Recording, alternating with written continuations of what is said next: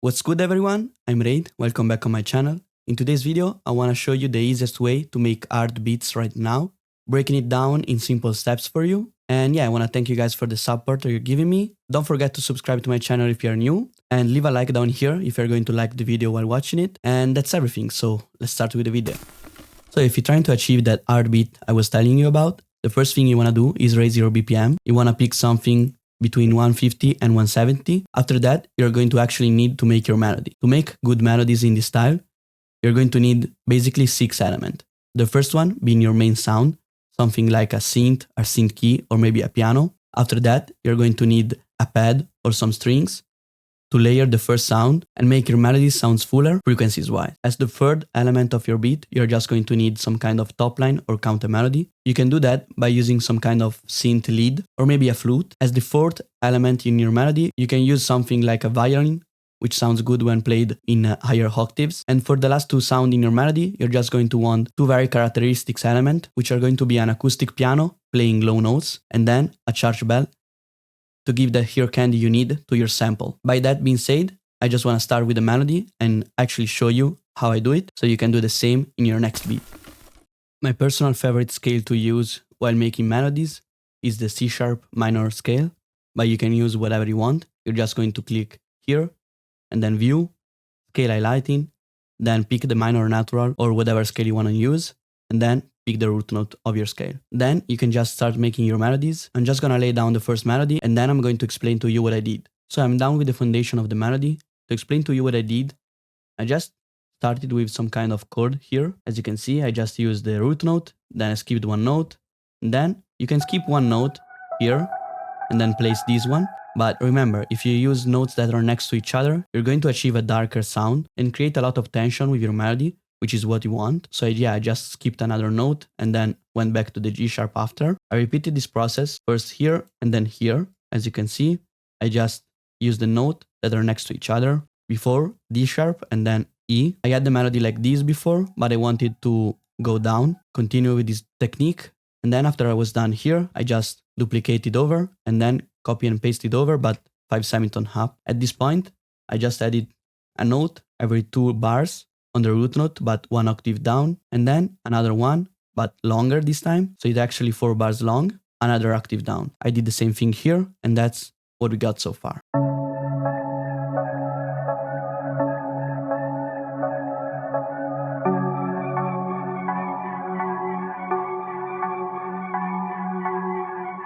I really like what we got so far. It's really ambient as I like it. So that was the first element of the list I told you. So now I'm going with the second one, which is going to be a pad to make the melody sounds fuller. So I picked up a pad from Analog Lab, and I want you to know that if you want to achieve that fuller sound, you have to know that if you played some higher frequencies with the first melody, you will actually want to go lower with your pad so that your pad is going to stay in a lower place in the frequency spectrum. And yeah, I'm just going to do that. With the pad, you're just going to follow the chord progression you made before. So I'm just going to use the notes that are a lighter gray, as you can see. If you don't see those notes, you actually need to enable the ghost notes, which you can find here, always under the view menu, and you want to check this option here. So as I told you, I just used the notes that we played before. I think I'll actually bring those two down. So I'm doing what's called an inversion. I already showed you some of the technique I'm using now in my latest video. So if you want to check that out, you can see some other tips there as well. But yeah, as I told you, I want to bring the whole thing down so that my pad is going to play lower frequencies than my main melody.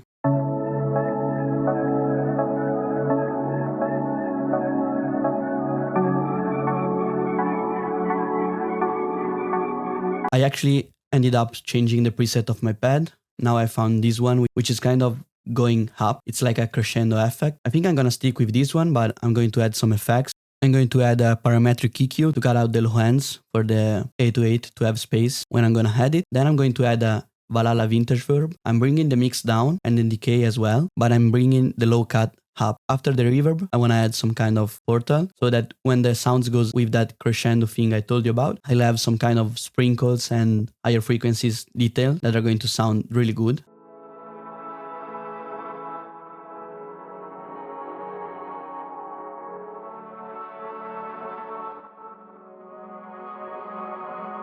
I'm going to consolidate the track for the pad. And if I have to be honest with you, I'm not sure about the first sound I chose. I'm gonna stick with it for now, but maybe I'll change it later. But I think I'm actually going to keep the same MIDI. With that being said, I'm gonna add the third element I told you about, which is going to be the counter melody slash top line.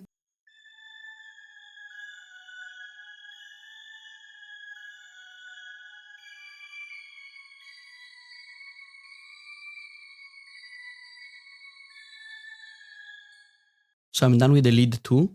As you can see, I just used note that I played in the first melody. I just brought the whole thing 1 octave up. Then I added the same chain we did with the pads, a Valhalla vintage verb, and then a portal, obviously with some kind of different settings. I'm gonna show you real quick. And I think I actually like the lead melody, but I want it to play as a background kind of thing, something more subtle. So I'm just going to bring the volume of the instance a bit down. So we got the first 3 elements of our melody. I'm going to add the fourth one, which is going to be some strings, usually in the higher frequencies. And then I'm going to add the 2 Hear Candy, which are going to be low piano and church bell, as I told you. And after that, I'll be back to you and then I'll explain to you what I did. So I'm actually done with the strings and the Hear Candy too. I'm going to show you the MIDI I came up with. So the first is a sustained strings from the Roland plugin. As you can see, it's just playing the root note and then notes that are next to each other. Don't worry about this little note here, which is not in the scale. As long as it sounds good, you can keep it. So that's what I got for this pattern. Really simple, but very effective. So after that sustained strings, I added a pizzicato instead, which basically means you're going to use it for faster and shorter note. That's the pattern I came up with.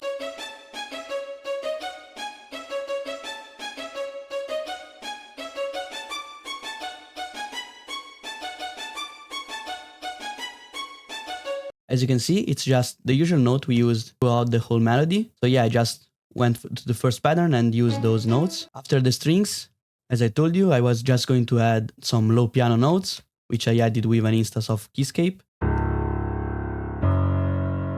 Doubling the note, so using the root note but in 2 lower octaves, such as maybe the 3rd octave and the 2nd one, is going to give you a much fuller sound, which you need because those notes are actually a key thing in this kind of melody. And yeah, after the low piano, it was just time for the church bell as usual. So here again, root note, and then I added some delay, ping pong delay to be precise.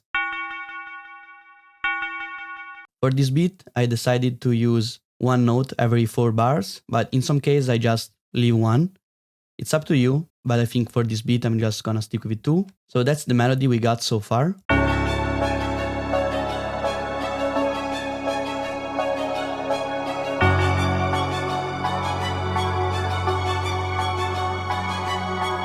I actually like the melody, but I'm not sure about the first sound. So I'm just gonna see if I can find anything better. Otherwise, I'm gonna stick with it. But remember, this is the 6th element I told you about. You're going to arrange it as you want, but I would advise you to keep the low piano just for the intro, because you don't want those low frequencies clashing with your 808s. Arranging the melody was pretty simple. I just took the low piano in the first part, as I told you. Then you want to make some changes and switch up while letting the melody play. So yeah, I just removed the sustained strings here and then brought it back 8 bars later. Then I removed the strings.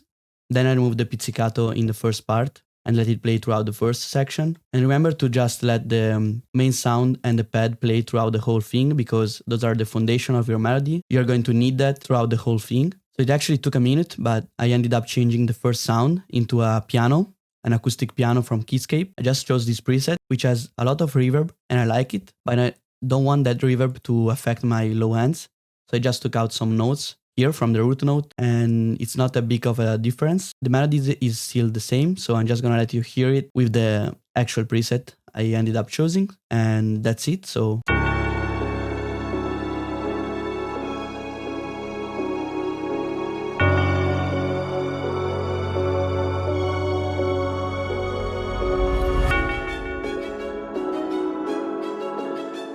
that was everything for the melody. As I told you, we have our 6th element that I explained to you in the beginning. We have the main sound, which ended up being a piano. Then we have a pad. Then we have some top line / counter melody with the lead. Then we have some strings, high pitched, so some sustained and some pizzicato. Then some low piano notes and the church bell as Hear Candy. The melody is done. I just let you hear it. And now I'm going to start with the drums. So now that we are done with the melody, we are just going to need the drums. For the drums, I have some tips too for you guys. For the sound, you're going to need some 808, a kick, then clap and snare if you want to layer them, or you can just use one of them. After the clap and the snare, you're going to need some hi-hat and open hat. For the 808, I would advise you guys to use some spins or maybe a Z. Those are two kind of sound that complements this style really well. Then you're going to need a punchy kick to layer with your 808 pattern. For the clap and the snare, you can do as you want, but remember your snare needs to be good for accent and rolls too, because you're going to need that to achieve this particular bounce. For the hi-hat and the open hat, it's just up to you guys, but remember to use the open hat because that's a really key thing in this kind of beat. And yeah, so I'm just gonna start with the drums. I'm gonna make the 808 first because I usually start with it, and then I'm going to explain to you what I did. So okay, so I'm actually done with the 808 pattern. It's really simple. I just use the normal bounce here, so root note at the start, then here, and then here. That's what it sounds like. Really simple. You've probably already heard something like that. Then for the second part, I just copy and paste it over, but I added this one note here and then another here, just after the clap. And to add some variation for the listener, I just copy and paste it over and then brought it up one octave. That's what it sounds like. If you remember, we went up 5 semitones from the C sharp we started off. So that's going to benefit us while transitioning to an higher note.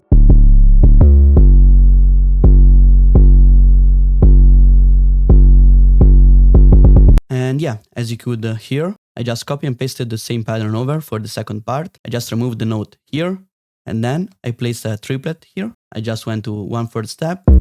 I placed one here. If you just made a simple pattern of 808 just as I showed you, if you add some kind of triplet, which is not the same rhythmic style you used before, it's going to give a lot of bounce to your 808.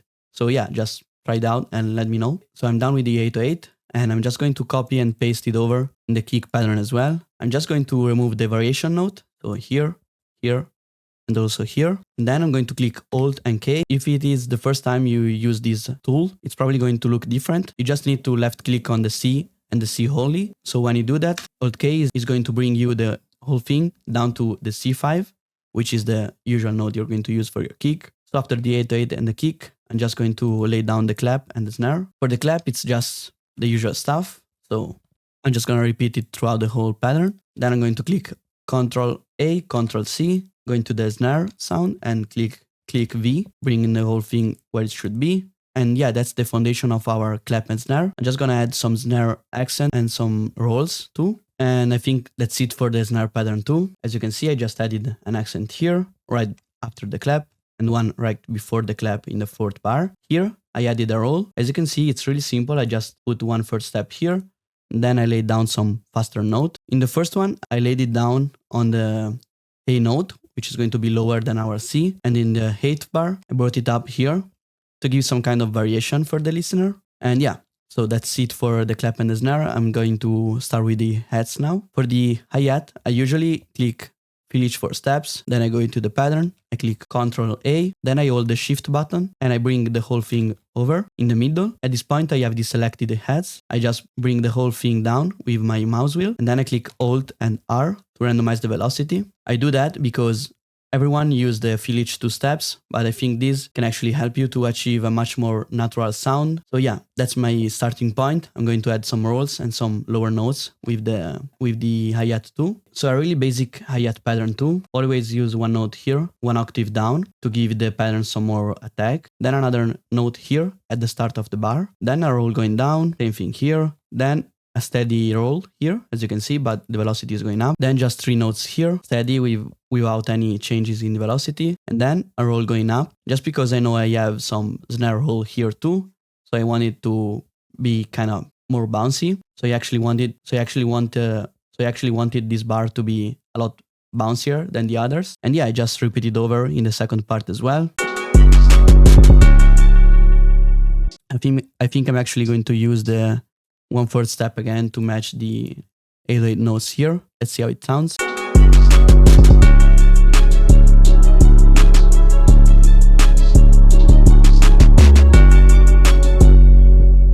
I'm actually happy with the hi-hat pattern. I picked up 2 open hats, which I'm going to use both, but one, to follow the note from the 808 pattern. So a really steady and simple one. I just added one here, and I'm going to add the same one here. And after that, I'm just going to use another openet, which sounds very different. And I'm going to lay it down here, just after the last clap in the fourth and the eighth bar. And yeah, the beat is done, so I'm actually going to let you hear it in a second.